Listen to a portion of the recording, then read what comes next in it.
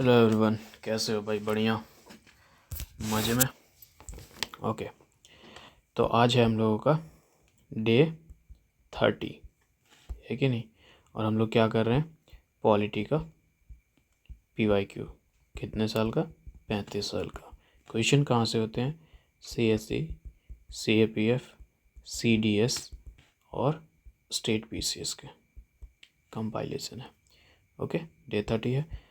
Polity का आज second या थर्ड लास्ट डे है, ठीक है? हाँ, आज हम लोगों का 27 सितंबर, दिन सैटरडे, और ये constitutional and non constitutional body का आखिरी दिन और पूरे पॉलिटी का थर्ड लास्ट डे, ठीक है? जुडिशरी कंप्लीट है, एग्जीक्यूटिव कंप्लीट है, यूनियन एंड स्टेट लेजिस्लेचर सब कुछ कंप्लीट है, उसके पहले फंडामेंटल राइट, फंडामेंटल ड्यूटी सब कुछ कंप्लीट है। जो नए हैं वो चाहे तो आप फर्स्ट वीडियो से अपना PYQ कंप्लीट कर सकते हैं। टारगेट है कि जनवरी मिड तक पूरे हर एक सब्जेक्ट का 35 ईयर का क्वेश्चन हम लोग कंप्लीट कर ले। ये पूरा टारगेट डेली का जो प्लान है, कितने क्वेश्चन कितने, ये आपको टेलीग्राम में इसका जो सीट है ये मिल जाएगा देखने को, ठीक है? कल हम लोग 58 क्वेश्चन नंबर तक किए थे, आज स्टार्ट करते हैं 59 नंबर से, ठीक है? पूछ रहा what is the true in reference to the finance commission, ठीक है? फाइनेंस कमीशन के रेफरेंस में कौन सा बात सही है, ठीक है? छत्तीसगढ़ PCS का 2021 का क्वेश्चन है। ओके, ठीक है? अब सुनो, देयर आर ये फाइनेंस का, okay, there are total 5 members in the commission. तो बिल्कुल 5 मेंबर्स होते हैं। अगर कहें तो एक चेयरपर्सन होता है और उसके से साथ में 4 अदर मेंबर होते हैं जो कि अपॉइंटेड किसके जरिए होते हैं? अपॉइंटेड बाय प्रेसिडेंट, ठीक है? समझ गए? तो ये बात सही है। At least one member of the commission must be a जज ऑफ हाई कोर्ट और सुप्रीम कोर्ट। तो ऐसा कोई नेसेसरी प्रोविज़न नहीं है कि जज होना चाहिए सुप्रीम कोर्ट और हाई कोर्ट का, ठीक है? ऐसा बात नहीं है। दूसरा को हटा दो, दूसरा हटा दो, दूसरा हटा दो, ये गया, ये गया। अब मेरे पास C और D बच गया। The chairman of the commission can not be reappointed. Sir, chairman जो है ना वो रीअपॉइंट हो सकते हैं, ठीक है? इस देखो, एक्चुअली बात क्या है, एक एक्ट से बना है ये।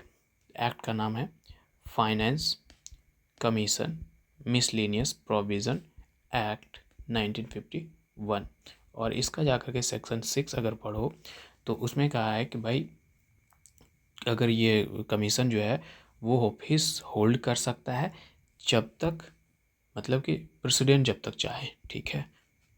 ऑर्डर ऑफ द प्रेसिडेंट, ठीक है? और इसी में लिखा हुआ है सेक्शन 6 में कि जो रीअपॉइंटमेंट है वो एलिजिबल है, ठीक है? साथ में ये भी बोला है कि अगर वो इंसान चाहे तो प्रेसिडेंट को रिज़ाइन कर सकता है, ठीक है? तो ये बात जो बोल रहा है कि कैन नॉट, ये बात भी गलत है, तीसरा भी गलत है।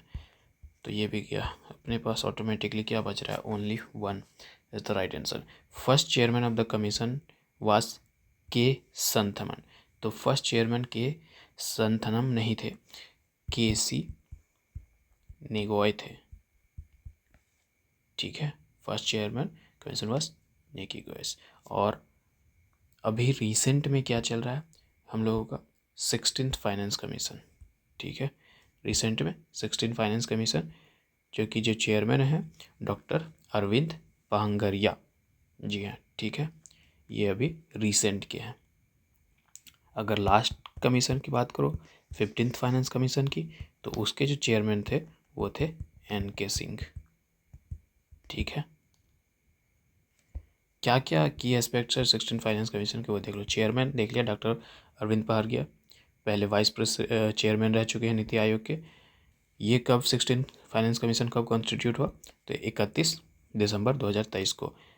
अवार्ड पीरियड तो भाई 5 ईयर का होता है, हम सब जानते हैं, तो इसका 2026 में देखने के लिए मिलेगा। मैंडेट क्या है इस पे? हम फाइनेंस कमीशन का कल भी हम लोग इस पे बात किए थे कि भाई डिस्ट्रीब्यूशन नेट टैक्सेस का किसके? यूनियन एंड स्टेट के बीच में, grants in aid in the state, और measure to augment resources panchayat and municipality. ये PYQ भी था कि नहीं था कि ठीक फाइनेंस कमीशन मेजर्स ले सकता है ठीक है, regarding the resources of panchayat और म्यूनसिपैलिटी, ये भी देखे थे।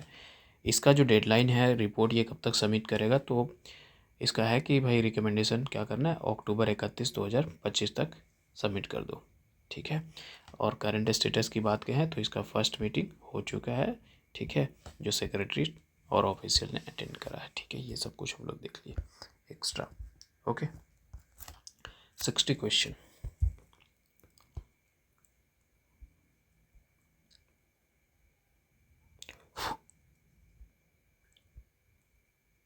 अरे यार कैसे ले, पूरा तो आ ही नहीं रहा।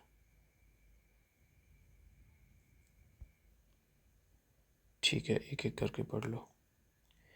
Read the following statement in relation to the reservation of the seat in the Lok Sabha and the Legislative Assembly. Choose correct option. ठीक है, ध्यान रहे रिजर्वेशन ऑफ सीट्स की बात करना है, कहाँ पर, लोकसभा और लेजिस्लेटिव असेंबली में। Okay,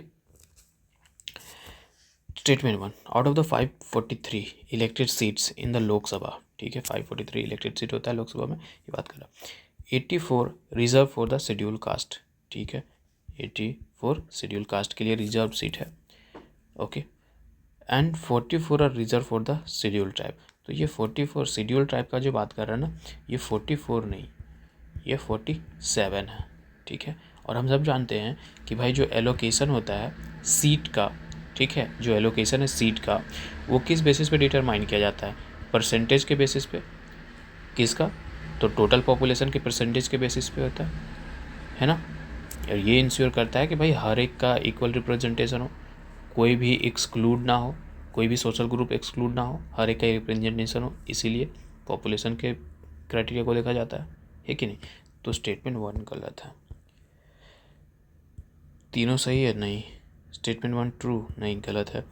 statement 1 and 3 are false, but statement 1 3 all are false. अभी ऑल का हम बात नहीं कर सकते हैं, लेकिन वो स्टेटमेंट 1 तो फॉल्स है, तो अभी ये 2 पर बच गया है। Decision on which constituency is to be reserve is taken by the delimitation commission. बिल्कुल, इसके पीछे जो रिस्पॉन्सिबल होता है कि कैसे रिजर्व करना है सीट को, कितने पॉपुलेशन में क्या करना है, ठीक है, वो डिलिमिटेशन कमीशन का ही काम होता है। तो दूसरा स्टेटमेंट तो सही है, दूसरा स्टेटमेंट ऑल फॉल्स यहाँ बोल रहा है, तो ये भी गलत हो जाएगा, तो ये गलत है। 2 is true, statement 2 is true, मतलब कि 1 तो गलत था, तीसरा ऑटोमेटिकली गलत हो रहा है। ठीक है, तीसरा देख लो, delimitation commission is appointed by the Lok Sabha speaker. Delimitation commission is appointed by the president of India, not delimitation. Delimitation commission is appointed by the president of India. ठीक है, और साथ में इसके कोऑर्डिनेशन में कौन काम कर रहा होता है, ईसीआई। ठीक है, ना कि लोकसभा पर स्पीकर। ठीक है, थोड़ा सा डिलिमिटेशन कमीशन के बारे में थोड़ा सा जानकारी ले लो। ठीक है, एक इंडिपेंडेंट बॉडी है, ये इसका काम क्या है, redraw the boundaries for the Lok Sabha और state assembly constituencies. Main purpose क्या है कि भाई ईच कॉन्स्टिट्यूंसी से इंश्योर किया जाए कि रफली इक्वल पॉपुलेशन पार्ट ले। मतलब कि प्रिंसिपल किसका फॉलो करना है, 1 वोट 1 वैल्यू का, 1 वोट 1 वैल्यू। ठीक है, फंक्शन यही है, रिड्रावल नेशनल बाउंड्री डिटरमाइन करता है कितने सीट्स रिजर्व किए जाएंगे शेड्यूल कास्ट और शेड्यूल ट्राइब के लिए। अथॉरिटी कौन है, मतलब ये जो भी ऑर्डर्स पास करेगा, ये करेगा, तो इसके ऑर्डर्स को चैलेंज नहीं किया जा सकता है कोर्ट में। ये दिखाता है कि भाई इम्पार्शियलिटी को, है ना, और प्रिवेंट करता है पॉलिटिकल इन्फ्लुएंस को, क्योंकि अगर ये कोई डिसीजन लेगा तो पॉलिटिकल इन्फ्लुएंस होगा, फिर जाकर के वो डिसीजन को चेंज किया जा सकता है। ठीक है, तो वो चीज़ को हटाता है। कंपोजिशन क्या है कि भाई इसमें कौन होंगे, एक रिटायर्ड सुप्रीम कोर्ट जज होंगे जो चेयरमैन के तौर पे काम करेंगे, चीफ इलेक्शन कमिश्नर होगा और election commissioner of the state concern होगा, जिसमें डिलिमिटेशन करना है, जिस स्टेट में डिलिमिटेशन करना है। अगर हिस्टोरिकली एक्सरसाइज की बात करें कि कब कब हुआ है, तो 4 बार हो चुका है, ये PYQ भी है। ठीक है, कितने बार हो चुका है, 4 बार हुआ था, 1952 में, 1963 में, 1973 में और 2002 में। लास्ट एक्सरसाइज 2002 का हुआ है, जिसमें इंटरनल कंस्टिट्यूएंसी की एडजस्टमेंट से लेकर के बात किए गए थे, लेकिन सीट के किसी भी नंबर में चेंजेस की बात नहीं हुई। ओके, नेक्स्ट कब होना है, तो 2026 में होना है। कब, तो फर्स्ट सेंसस होगा तब। ठीक है, ऐसा इसलिए इसको इतने लंबे तक फिक्स किया गया ताकि जो है पॉपुलेशन कंट्रोल को इनकरेज किया जा सके। ठीक है, लेकिन अगर इस तरीके से हो रहा है तो भाई अनइक्वल रिप्रेजेंटेशन होता है है कि नहीं। और अगर सबसे ज़्यादा देखें तो हम लोग क्या है, नॉर्दर्न स्टेट में ज़्यादा पॉपुलेशन देखने को मिलता है एज़ कम्पेयर अगर देखें सॉर्दर्न में। तो इसका भी एक डिस्प्यूट चल रहा है, करंट डिबेट भी चल रहा है ना। रिसेंट डिलिमिटेशंस वही 2002 वाला, ठीक है। जम्मू एंड कश्मीर हो गया, okay. 61, in which article of the constitution is adult suffrage recognised, कौन से आर्टिकल में, तो आर्टिकल 326 है भाई, जिसमें यही बताया गया कि कोई भी इंसान जो 18 प्लस हो चुका है और 18 प्लस हो चुका है वो क्या कर सकता है, एडल्ट सफरेज के अंदर उसको रिकॉग्नाइज कर गया, वो रजिस्टर हो सकता है एज अ वोटर किसी भी लोकसभा, इन्हीं लोकसभा के कॉन्स्टिट्यूंसी में और स्टेट लेजिस्लेटिव असेंबली में, ठीक है, मतलब स्टेट लेजिस्लेटिव असेंबली में और स्टेट लोकसभा के इलेक्शन में, ठीक है। 324 क्या है, तो ईसीआई से रिलेटेड है, election commission of India, superintendence का काम, डायरेक्शन का काम और कंट्रोल करना है इलेक्शन को, ये सब काम है ईसीआई का, ठीक है। 325 क्या है, 325 बता रहा है कि भाई आप रिलीजन, रेस, कास्ट और सेक्स के बेसिस पे कोई भी स्पेशल इलेक्टोरल रोल नहीं बना सकते हैं, ठीक है। और इसके आधार पर आप किसी को एक्सक्लूड भी नहीं कर सकते हैं इलेक्टोरल रोल में इनका नाम ये करने से, ठीक है। और 327 क्या कहता है, 327 तो पावर है किसका, पार्लियामेंट का, कि भाई आपको इलेक्शन के रिगार्डिंग में कोई प्रोविज़न बनाना हो तो बना लो, ठीक है, okay. 62, which of the following article of the Indian constitution mention the doctrine of pleasure, doctrine of pleasure किसमें मेंशन है, तो ये मेंशन आपको देखने के लिए मिलेगा 310 में, डॉक्ट्राइन ऑफ प्लेजर, ठीक है, जो ये अलाउ करता है गवर्नमेंट को कि आप किसी भी पब्लिक सर्वेंट को अपने विल, अपने इच्छा के अनुसार उसका सर्विस टर्मिनेट कर सकते हो, ठीक है, और अपॉइंट कर सकते हो, डिसमिस कर सकते हो, ये चीज़ बात करता है। यहाँ हम पर्सनली लगा ही दिए आर्टिकल 200, 301, 310, 311, ठीक है। आर्टिकल 200 क्या बोलता है कि भाई assent to the bills by the governor of the state, ये हम लोग पहले भी आर्टिकल पीवाईक्यू में देख चुके हैं, पीवाईक्यू वीडियो में ही देख चुके हैं आर्टिकल 200 को। 301 guarantee to the freedom of trade, commerce और intercourse throughout the territory of India, ये भी पहले आ चुका है आर्टिकल, ठीक है। और आर्टिकल 10 अभी यही चीज़ बताए कि tenure of the office of person, ठीक है, कि कितने समय तक होल्ड करेगा, तो वही बोल रहा है प्लेजर है किस पे, प्रेसिडेंट का प्लेजर तक, ठीक है, और गवर्नर के प्रस्पेक्टिव गवर्नर के, तो इसी को हम लोग कह रहे हैं डॉक्ट्राइन ऑफ प्लेजर, ठीक है। तो ये 310 और 311 क्या है, सिविल सर्वेंट के अगेंस्ट, मतलब डिसमिसल से लेकर के, रिमूवल से लेकर के, या उसका रैंक रिडक्शन करना है, या उसको इंक्वायरी प्रोसेस में थोड़ा सा कुछ करना है, तो इससे रिलेटेड है आर्टिकल 311, ठीक है। तो इसका आंसर क्या हो रहा है, सी, ठीक है, 310। आगे बढ़ते हैं। वोरा कमेटी कल लिखा था ना भाई कि कौन कौन से हैं कमेटी, उसमें से वोरा कमेटी का भी नाम हम लिखा था, ठीक है। Vohra committee was form to study, क्या स्टडी करने के लिए बना था, तो ये nexus between the politicians and the criminals है, ठीक है।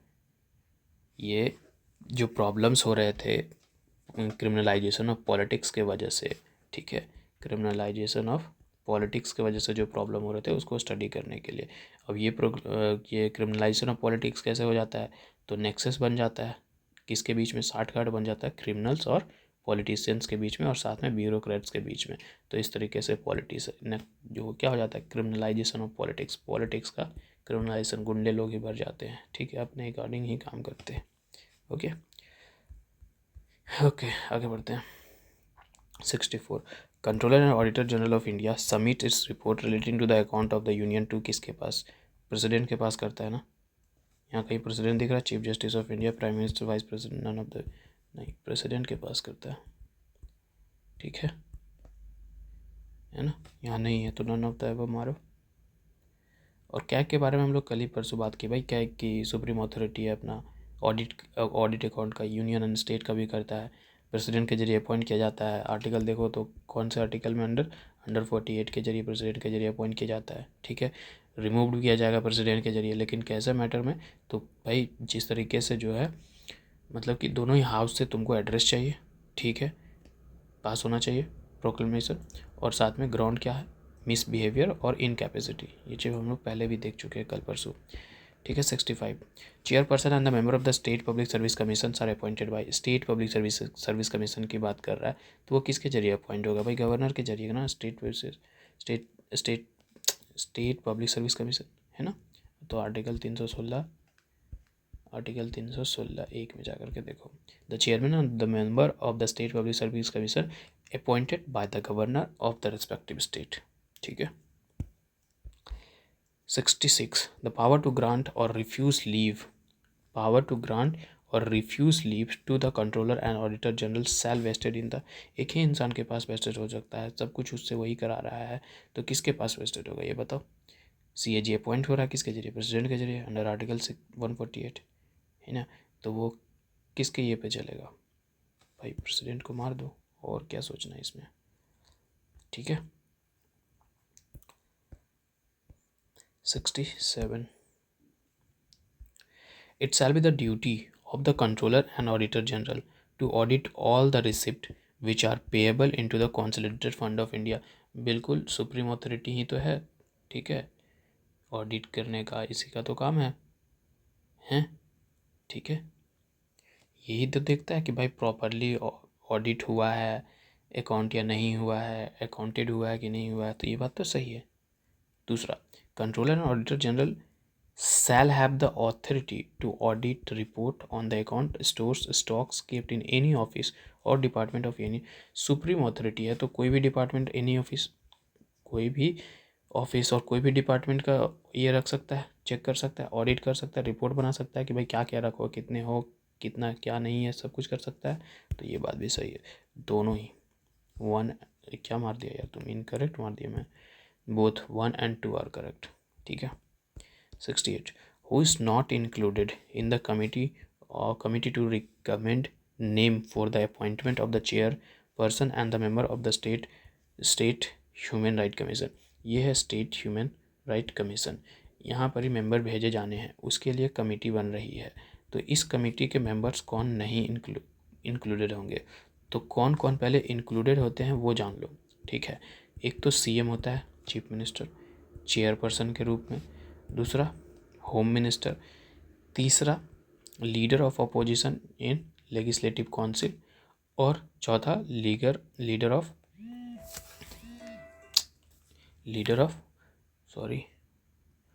Of opposition in legislative assembly, और जो स्पीकर होता है लेजिस्लेटिव असेंबली का वो, और चेयरमैन लेजिस्लेटिव काउंसिल का। कितने हुए, 1 2 3 4 5 और 6, ठीक है, इतने होते हैं।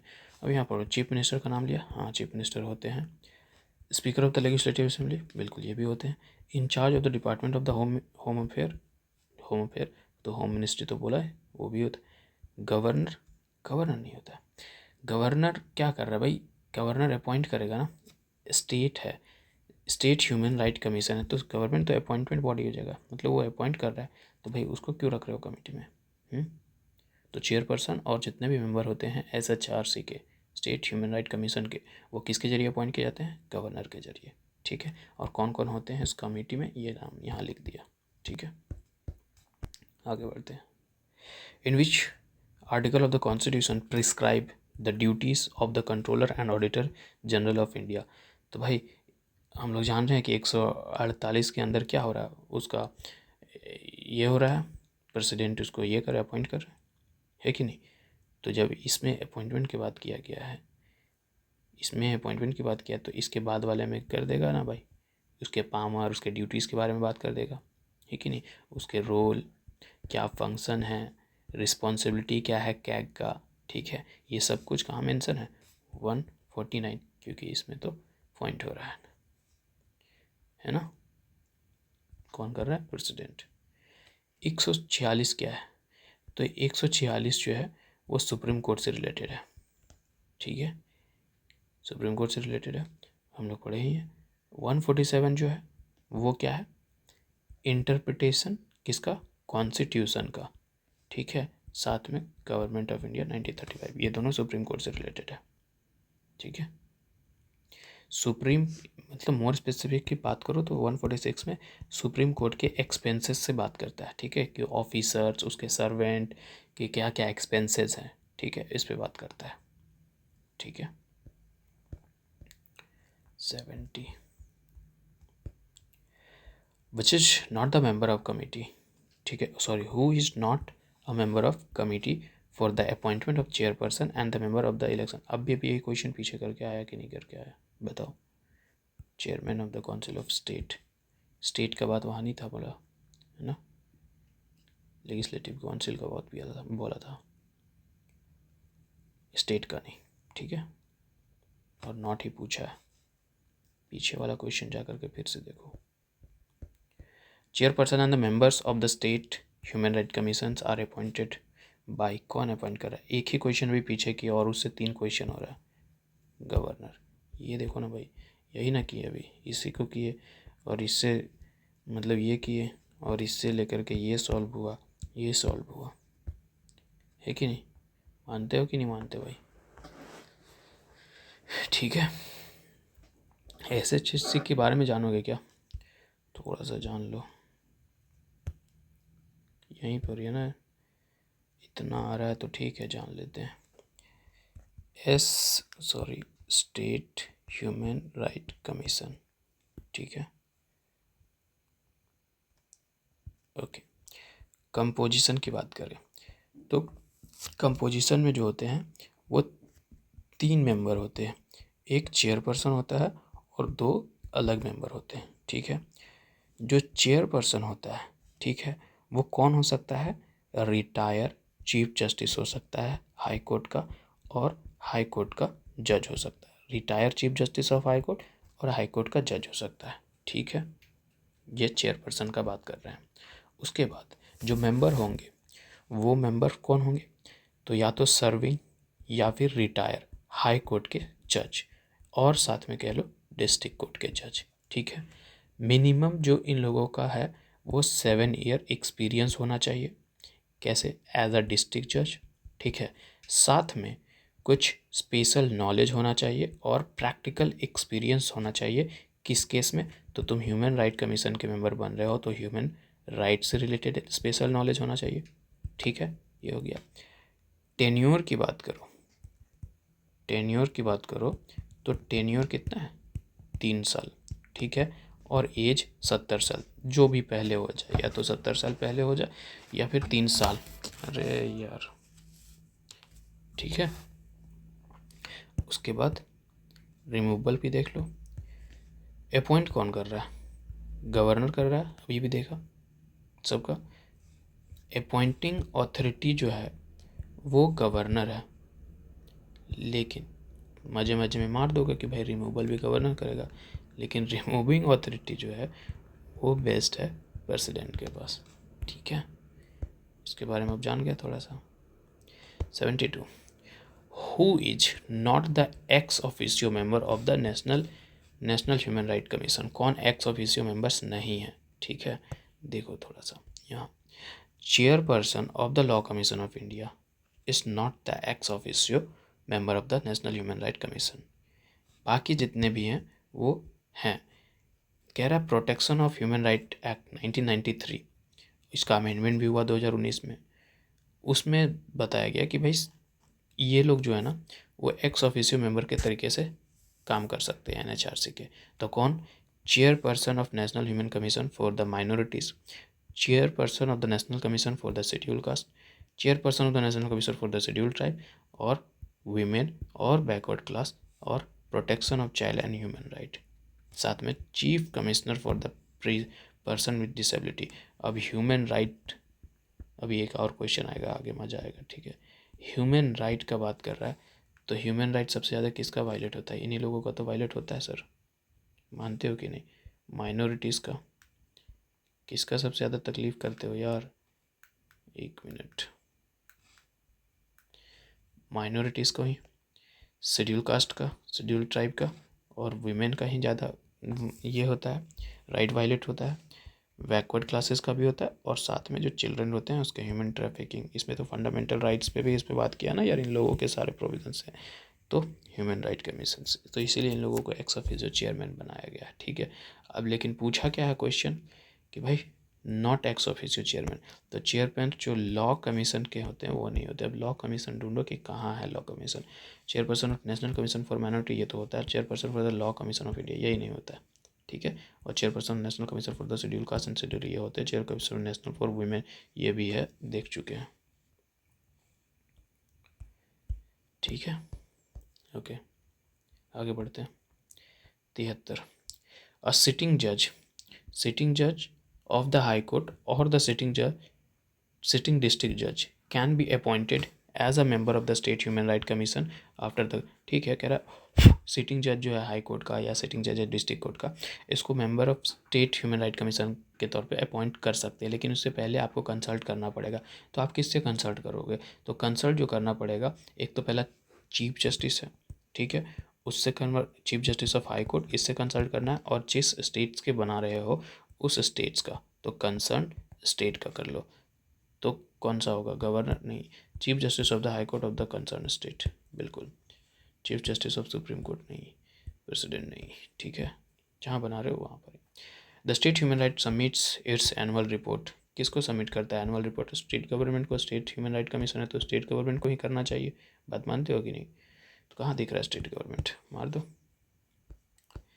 Every member of the commissions, state commissions, and every officer appointed or authorized by the commissions or the state commission to exercise functions under the Protection of Human Rights Act is to be deemed, जो इंसान भी state human right commission के अंदर काम कर रहा होगा हम उनको क्या मानेंगे, ठीक है, ये पूछ रहा है। तो हम उनको पब्लिक ऑफिसर मानेंगे या पब्लिक सर्वेंट मानेंगे, पब्लिक सर्वेंट मानेंगे। हम लोग यूपीएससी कर रहे हैं ना भाई, क्या होता है यूनियन पब्लिक सर्विस कमीशन, ठीक है, सेवा आयोग है ना, तो ये भी तो एक सेवा ही होगा ना, तो पब्लिक सर्वेंट, नौकर जनता के, पब्लिक के, ठीक है। 75 ओके। अब ऐसे नहीं बोल रहे हम इसमें, ठीक है, इसमें जो है पढ़ो जा कर के protection of human right act 1993 और मोर स्पेसिफिक उसका जा कर के सेक्शन 39, इसमें ये चीज़ बात किया गया है कि जो कुछ भी every member of the commission, state commission, every officer जो अपॉइंट होंगे, ठीक है, वो सारे को सारे इस एक्ट के तहत उनको पब्लिक सर्वेंट माना जाएगा, ठीक है। Okay 76 in relation to the offence described under the section 175, अब ये सेक्शंस में क्या ऑफेंस डिस्क्राइब हैं ये पता ही नहीं है, ठीक है, इंडियन पिनल कोड में। तो human right commission is deemed to be, तो उस इसमें जो सेक्शंस दिए गए हैं इनके आधार पर ह्यूमन राइट कमीशन को हम क्या मान सकते हैं, ठीक है। तो 175 में जो है वो बात करता है, वो 175 में एक कहता है ओमिशन, ठीक है, जो डॉक्यूमेंट है, जो प्रोड्यूस करना है डॉक्यूमेंट पब्लिक सर्वेंट के सामने में। अभी तो बोला SHRC के नीचे जितने भी अंदर काम कर रहे हो क्या होंगे, पब्लिक सर्वेंट होंगे। तो उसके पास अगर कोई डॉक्यूमेंट पब्लिश करना है और उस पब्लिक में अगर तुम कुछ भी तरीके से छेड़खान करके मतलब मिटा दिए, ओमिट कर दिए कोई इन्फॉर्मेशन को, तो तो वो भी एक ऑफेंस होगा, ठीक है, क्योंकि वो उस इंसान को भाई नहीं करना है वैसा, ठीक है, तो ये एक ऑफेंस होगा। 178 सेक्शन में क्या बोलता है, ये कहता है रिफ्यूज़ करना, ठीक है, जो कि पब्लिक सर्वेंट के जरिए ज़रूरी है कि भाई ओथ लो और अफर्मेशन, ठीक है, जब रिक्वायर्ड हो तो, लेकिन उसमें जब अगर रिफ्यूज़ करते हो तो प्रॉब्लम है, ये एक ऑफेंस की बात कर रहा है।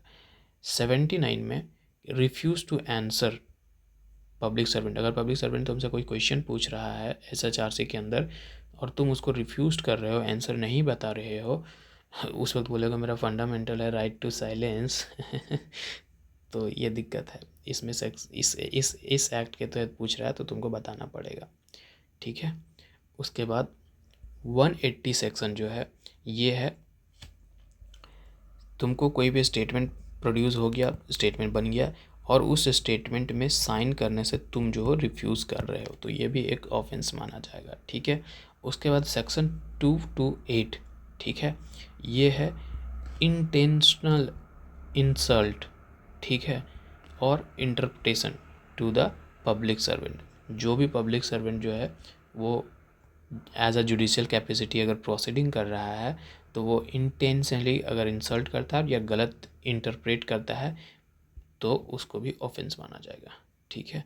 तो अब जब सब देख रहे हो कि सब किस तरीके का नेचर का है, सब सिविल का है, क्रिमिनल टाइप में कुछ लग रहा है क्या यहाँ, कुछ सिविल टाइप का लग रहा है, मानते हो कि नहीं मानते हो भाई? तो क्या मानोगे तुम, क्रिमिनल कोड मानोगे, सिविल कोड मानोगे, रेवेन्यू कोड? पैसा का बात कहीं की है नहीं, क्रिमिनल जैसा कुछ ऑफेंस बात किया, रेप मर्डर ये सब बात किया नहीं, क्या था, सब सारा का सारा सिविल ही तो मैटर था।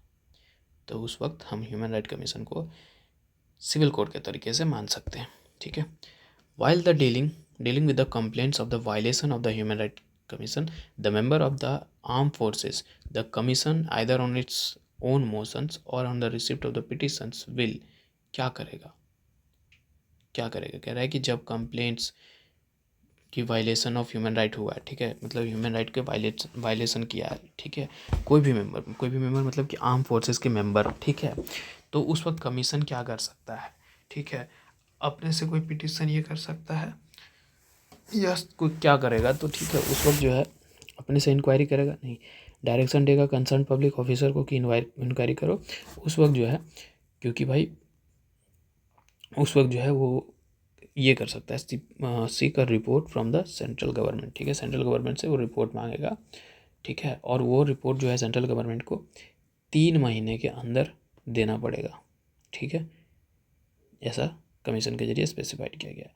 और कमीशन जो है इस रिपोर्ट के जब आ जाएगा सेंटर से तो उसके अकॉर्डिंग जो एक्शन लेना होगा, जो भी उसको अच्छा लगेगा कमीशन को, स्टेट ह्यूमन राइट कमीशन को, तो वो उस तरीके से काम करेगा, ठीक है। तो ये ठीक है कि भाई सेंटर क्या बोल रहा है, member of the arm forces, तो आर्म फोर्सेस किसका है भाई, सेंट्रल लिस्ट का है ना, सेंटर का है ना, तो इसीलिए उससे रिपोर्ट मांगेगा कि क्या करे बताइए आप, फिर जो वो बोलेगा जिसके आधार पे उसको जो ठीक लगेगा स्टेट ह्यूमन राइट कमीशन को, वो ठीक है उस आधार पे काम करेगा। What was the objective of the protection of human right act. अब जब ऑब्जेक्टिव पूछ रहा है ह्यूमन राइट का, ठीक है, तो इसमें ब्रॉड व्यू रखना, ठीक है, 2015 का क्वेश्चन है, ब्रॉड व्यू, ठीक है। Better protection of human right, इसमें कोई नेगेटिव बात बोल रहा है क्या, नहीं बोल रहा है, अच्छा बात कर रहा है। The constitute human right protection commission, ये human right protection commission protect constitute बनाने का बात कर रहा है, तो बना तो है, SHRC हम लोग को देखने को तो मिलता है, तो बात सही है। टू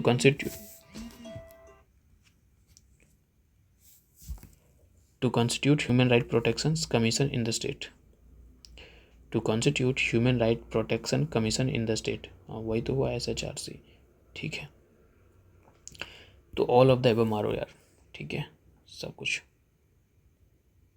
एन यहाँ क्या बोला, to constitute human right protection commission, हाँ तो एक NHRC भी तो है, नेशनल लेवल पे भी तो है, और एक स्टेट यहाँ बोल दिया ना, मतलब human right protection commission in the state, ये स्टेट में ये NHRC और ये बेटर प्रोटेक्शन, ठीक है, तीनों ही तो ऑल ऑफ द एबव, ठीक है।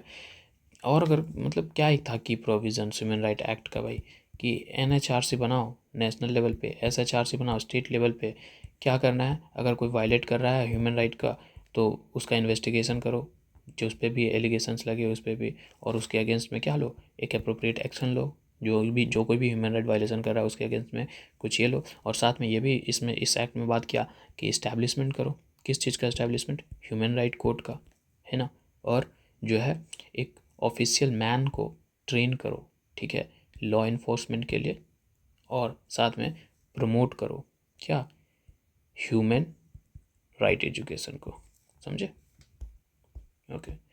79 विच one of the following is the national voter day, अरे ये ना मेरी बहन का बर्थडे का दिन है, तो ये मेरे को बड़ा ईजली याद रहता है, 25 जनवरी, ठीक है, 25 जनवरी को ही माना जाता है। क्यों माना जाता है, क्योंकि इसी दिन जो है ये इलेक्शन कमीशन कॉन्स्टिट्यूट हुआ था, इस्टेब्लिश्ड हुआ था 25 जनवरी 1950 को, ठीक है, ये याद रखना 1950 को, ठीक है, ईयर 25 जनवरी 1950 को। मेन ऑब्जेक्टिव क्या था कि भाई हम लोग नेशनल वोटर डे सेलिब्रेट ही क्यों करते हैं, तो इसका जो मेन ऑब्जेक्टिव है कि भाई पीपल को इनकरेज करना है कि ज़्यादा से ज़्यादा आप लोग इलेक्टोरल प्रोसेस में पार्टिसिपेट करें, और लोगों को उनके राइट और रिस्पॉन्सिबिलिटीज़ के बारे में अवेयर करना है, ठीक है। उसके लिए बहुत सारे प्रोग्राम्स चलाए जाते हैं, इलेक्शन कमीशन ऑफ इंडिया खुद उसको ऑर्गेनाइज करता है, ठीक है। और इसमें प्रमोट किया जाता है वोटर एजुकेशन और पार्टिसिपेशन को, ठीक है। 80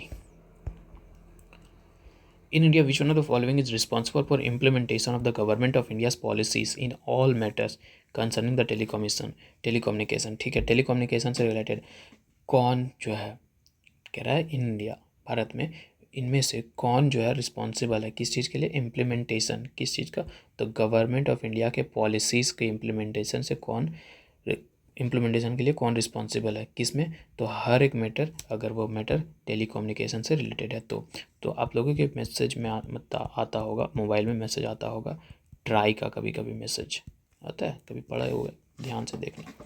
तो ट्राई ही रेगुलेटरी अथॉरिटी है इंडिया का, वही रिस्पॉन्सिबल है इम्प्लीमेंटेशन के लिए गवर्नमेंट ऑफ इंडिया के जितने भी पॉलिसीज़ हैं, अगर वो टेलीकम्युनिकेशन से रिलेटेड है तो ट्राई जो है उसके लिए रिस्पॉन्सिबल है। ट्राई है क्या, एक इंडिपेंडेंट रेगुलेटरी बॉडी है। इसका इस्टेब्लिशमेंट जो है एक एक्ट के थ्रू हुआ था, वो एक्ट का नाम है टेलीकॉम रेगुलेटरी अथॉरिटी एक्ट 1997 में। मेन फंक्शन कि भाई टेलीकम्युनिकेशन को इसका रेगुलेट करना है, और रेगुलेशन कुछ ऐसे रेगुलेट करना है और कुछ रेगुलेशंस बनाने हैं, ठीक है। साथ में गाइडलाइन इशू करना है, और साथ में जो गवर्नमेंट पॉलिसी से रिलेटेड कोई भी कंप्लाइंस आ रहा है तो उसको इंश्योर करना है, ठीक है, टेलीकॉम सेक्टर में। तो ये काम जो है ट्राई का करता है, ठीक है। Which of the following commission is related to the article 388, ये रिपीटेड PYQ है यार, तुम लोग ना कमेंट करो एक थोड़ा सा, इसका आंसर बताओ। इसका तो आंसर हम बता दे रहे हैं कि 338 में क्या है कि शेड्यूल ट्राइब्स के बारे में बात किया है। अब शेड्यूल कास्ट क्यों कौन से आर्टिकल में है, बैकवर्ड क्लास कौन से आर्टिकल में है, और वुमेन के लिए कौन सा है। प्लीज़ कमेंट करो ताकि हमें पता चलेगा कि PYQ का ध्यान में है या नहीं है, ठीक है। 82 विच one of the following is not correct about the administrative tribunal. Administrative tribunal, अभी एडमिनिस्ट्रेटिव का अगर क्या बोल सकते हैं, इसका अगर डिक्शनरी मीनिंग बोलेगा ना, वर्ड ट्राइब्यूनल का पहले मतलब समझो। ट्राइब्यूनल का अगर मीनिंग बोलो तो इसका क्या मतलब होता है कि सीट ऑफ जज, ठीक है। अगर डिक्शनरी मीनिंग जाए तो क्या हुआ, 42nd अमेंडमेंट एक्ट 1976 में एक नया पार्ट को ऐड किया गया, ठीक है, जिस पार्ट का नाम है 14A, ठीक है, जिसे ही हम नाम दिए ट्राइब्यूनल, ठीक है, जिसे हम नाम दिए ट्राइब्यूनल।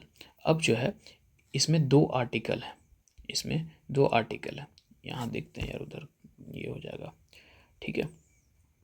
इसमें 2 आर्टिकल है, एक जो है 323A जो डील करता है एडमिनिस्ट्रेटिव ट्राइब्यूनल से, ठीक है, एडमिनिस्ट्रेटिव ट्राइब्यूनल की बात करता है, और एक 323B जो बात करता है अदर्स मैटर्स, ठीक है, अदर मैटर के लिए ट्राइब्यूनल्स, ओके। 323A जो है वो कह रहा है empower the parliament to establish administrative tribunal, तो ये पार्लियामेंट को पावर देता है कि आप जो है एडमिनिस्ट्रेटिव ट्राइब्यूनल्स इस्टेब्लिश कर सकते हैं, ठीक है, 1985 के तहत, मतलब 1985 में ये बात कही गई, ठीक है। और ये 320B जो है पावर देता है पार्लियामेंट और स्टेट लेजिस्लेचर को कि आप अलग अलग डिस्प्यूट के लिए ट्राइब्यूनल इस्टेब्लिश कर सकते हो, ठीक है। ये बात है, समझ गए दोनों का कैसे उद्गम हुआ, मतलब कैसे उसका ओरिजिन हुआ, क्या हुआ, सब कुछ। अब क्वेश्चन पढ़ो, यहाँ बोल रहा है which one of the following not correct about the administrative tribunal, क्या सही नहीं है। पार्लियामेंट में constitute administrative tribunal both at the union and the state level, कर सकता है बिल्कुल। ट्राइब्यूनल्स में look into the complaints with the respect of the recruitment and the condition of the service person appointed to the public service, उसको भी देख सकता है, ठीक है। पब्लिक सर्विस का बात कर रहा है ना भाई, पब्लिक सर्विस में पब्लिक सर्वेंट के कंडीशंस को देखना है, कुछ भी देखना है तो उसको भी कर सकता है, ठीक है। लेकिन पूछा क्या, नॉट करेक्ट पूछा है। Tribunals established by the law of the parliament can exclude the jurisdictions of all courts to allow to special leave appeal.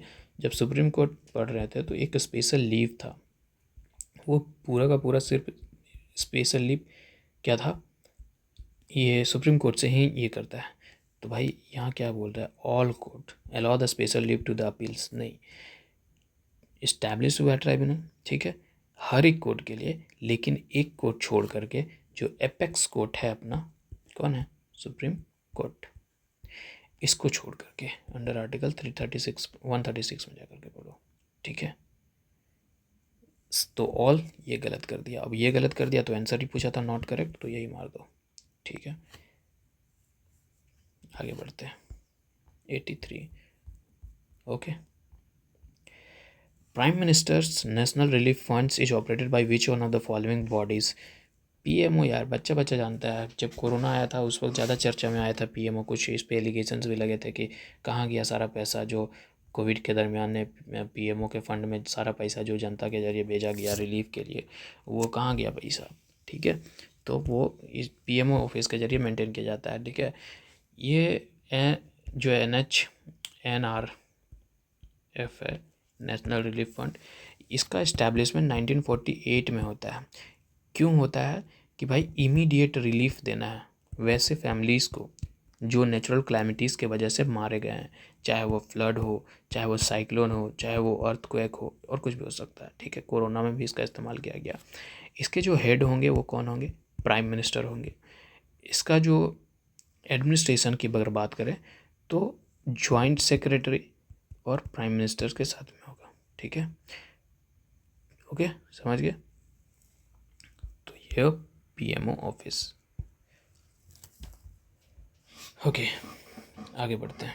हाँ, ये जो है इसमें जो भी पैसा आएगा, ठीक है, ये पूरा का पूरा कोई गवर्नमेंट बजटिंग नहीं होगा, इंटायरली हम लोगों का डिस्ट्रीब्यूशन होता है, पब्लिक कंट्रीब्यूशन होता है, इसमें बजटरी सपोर्ट नहीं होता है। और इसको रिकॉग्नाइज भी किया गया है किसके अंदर में, मतलब कि एज अ ट्रस्ट रिकॉग्नाइज किया गया है, ट्रस्ट के तौर पे इसको रिकॉग्नाइज किया गया है अंडर इनकम टैक्स एक्ट, ठीक है, इनकम टैक्स एक्ट के अंदर। और इनकम टैक्स एक्ट 1961 के तहत और मोरसफी सेक्शन 10 और 139 इसका जो है एग्जेम्प्ट किया गया है इनकम टैक्स के लिए, ठीक है, अंडर द रिटर्न पर्पसेस, ठीक है, okay. 84, which of the following are the function of the national human right commission NHRC। कौन कौन सा कमीशन मतलब इसका फंक्शन है ये बताओ यार, ठीक है। अभी पढ़ करके आए हैं इसको पूरे अच्छे से।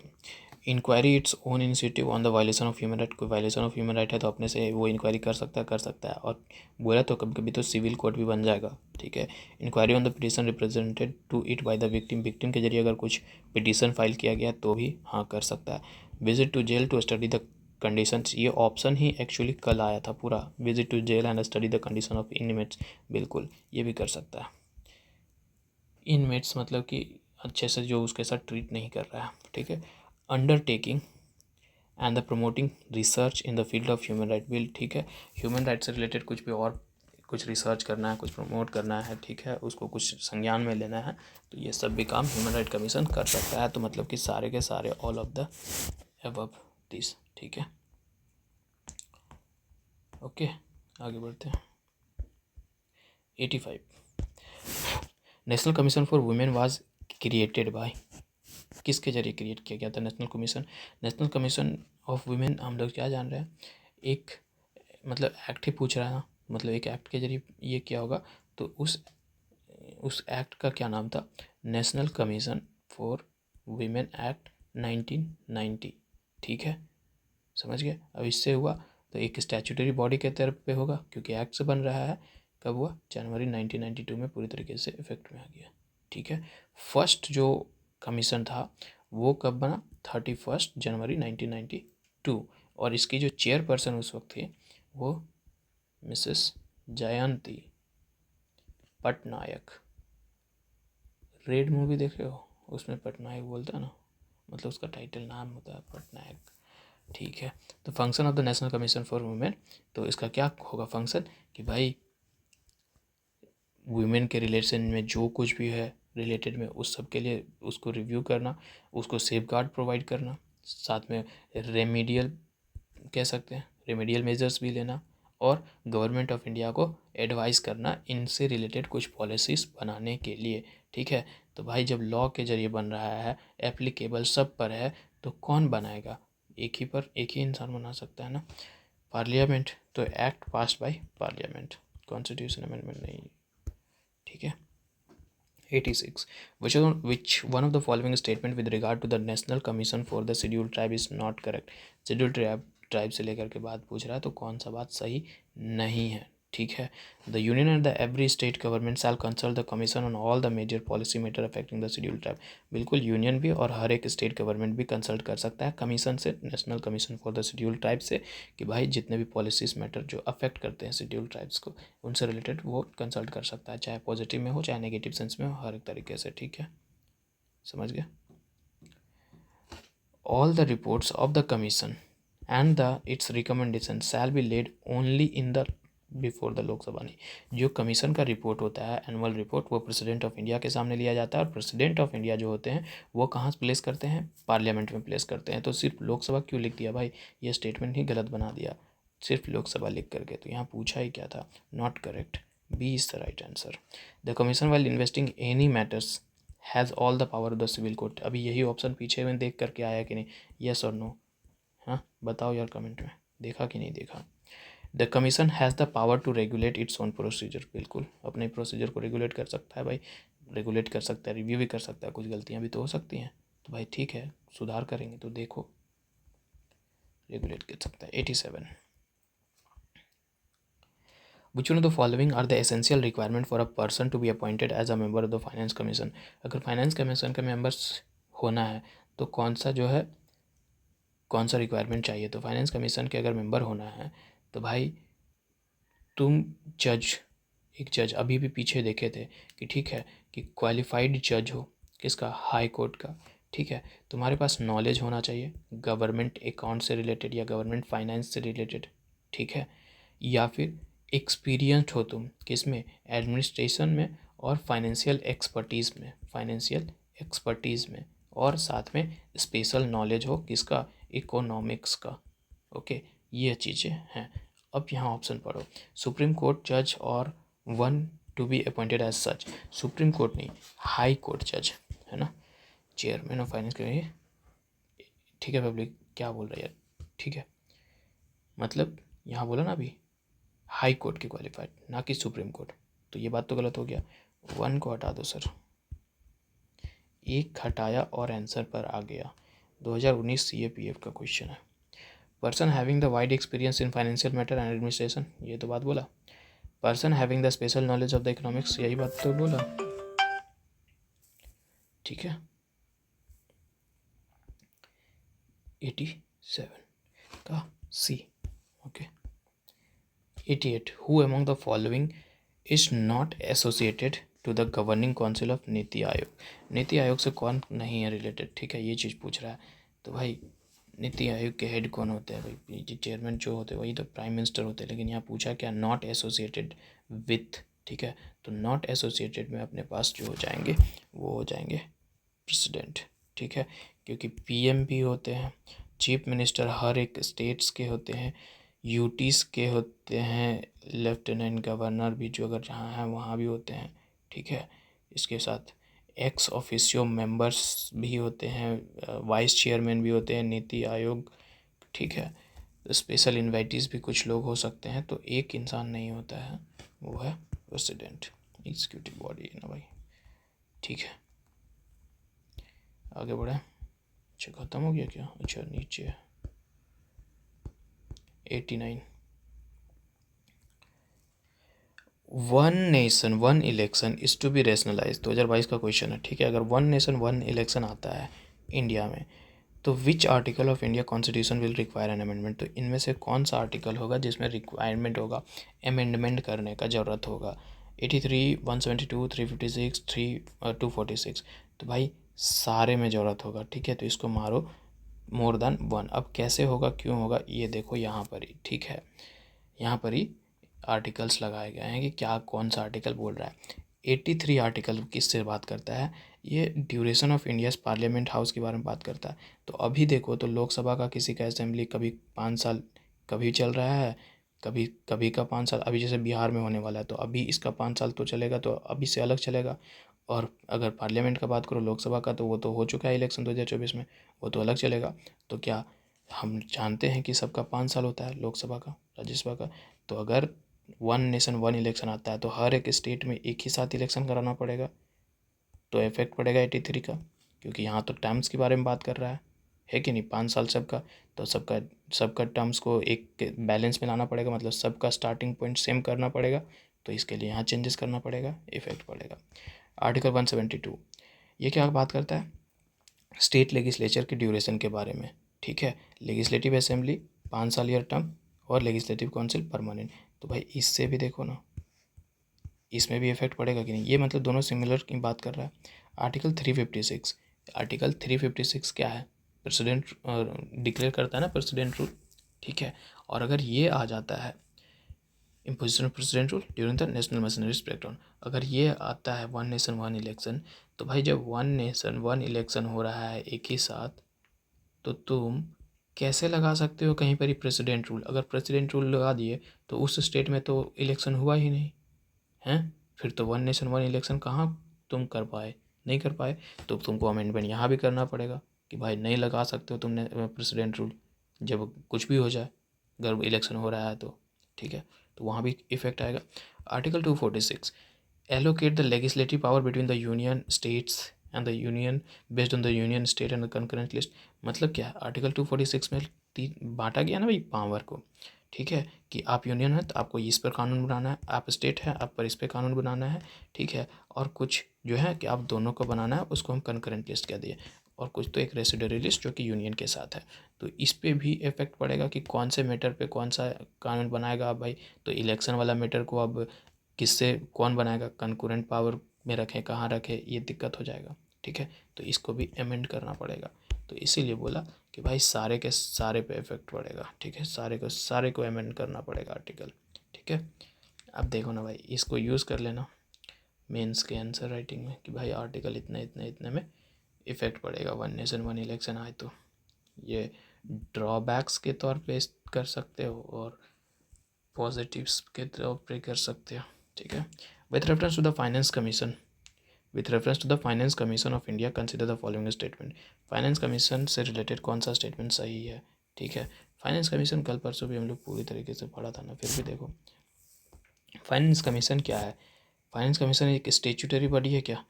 अरे भाई इसको तो देखते आ रहे हैं कि इसका आर्टिकल हम लोग 280 में बात कर रहे हैं। जब आर्टिकल में बात कर रहे हैं तो मतलब कॉन्स्टिट्यूशन में बात कर रहे हैं, तो ये क्या होगा, कॉन्स्टिट्यूशनल बॉडी दो ना सर, इसको स्टैट्यूटरी बॉडी क्यों दे रहे हो। Finance commission was set up under the article 280 of the constitution. ये बात तो सही है, तो 1 गलत है, यस गलत कर दो। 2 सही है तो 2 यहाँ नहीं है, अब 2 इन दोनों के पास दिख रहा है। The recommendation made by the finance commission are only advisory in the nature. ये बात तो सही है, बाइंडिंग तो है नहीं, है कि नहीं। The first election commission was set up in 1950। अभी हम पीछे में एक क्वेश्चन में बोले थे कि यह याद रखना, क्यों याद रखने के लिए बोला था मालूम, क्योंकि 1951 में कंस्टिट्यूट हुआ है, ना कि 1950 में हुआ है। ठीक है, तो ये स्टेटमेंट भी गलत, चौथा गलत। तो सिर्फ कौन बचा, 2 और 3। बोलोगे मजाक करते हो, देखो चलो दिखाते हैं कि हम बोले हैं कि नहीं बोले। 1950 को याद रखना। कौन सा क्वेश्चन इधर ही था ना यार, वोटर डे, देखो यहाँ लिखा है 1950, जा करके वीडियो भी चेक करो पीछे से। ठीक है, ख़त्म हो गए सर। कॉन्स्टिट्यूशनल कितने क्वेश्चन थे, 90 क्वेश्चन थे। कॉन्स्टिट्यूशनल नॉन कॉन्स्टिट्यूशनल बॉडीज़ में जितने भी क्वेश्चन थे ख़त्म हो गए। ओके, अब जो है संडे कल 28 सितंबर 37 क्वेश्चन। अगर इन एनी केस क्योंकि हम बाहर निकल रहे हैं, एनी केस, और ये वीडियो रात को रिकॉर्ड हो रहा है, 2 बज रहे हैं का शायद। ठीक है, तो इन एनी केस ये नहीं होता है, तो एक दिन इसलिए जानबूझ करके यहाँ गैप रखा गया था, इसको शिफ्ट कर दिया जाएगा एक एक दिन। ठीक है, लेकिन उम्मीद तो रहेगा कि भाई उसी दिन कर दिया जाए। ठीक है, ठीक है, फिर मिलते हैं अगले वीडियो में, तब तक भाई थैंक यू।